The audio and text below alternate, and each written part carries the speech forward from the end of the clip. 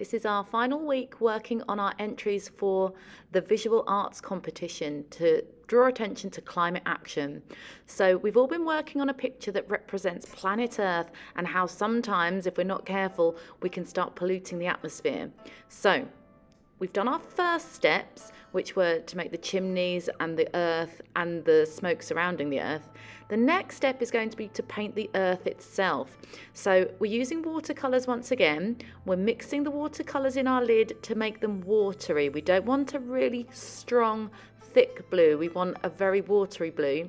And then we're just going to tap on some other colours. And what happens is what we call a wet on wet technique, which is where the watercolours start to blend together, and where the yellow and the blue touch, they start to make shades of green. So you're going to have a go at creating what looks like planet Earth with this technique, and then let it dry for a moment or two. My advice is dab it with a tissue just to take any of the excess water out of the picture. The next step is to do your pencil details. So you'll need a black pencil for going over your factories and chimneys.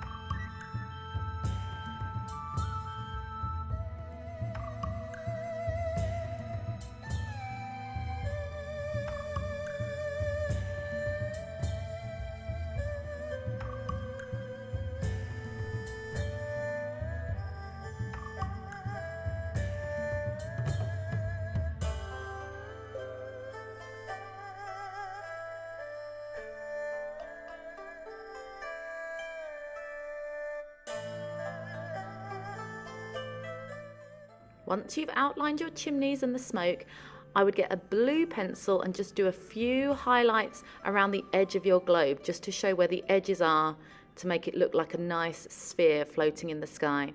And that is your finished Global Campus Visual Arts Competition entry.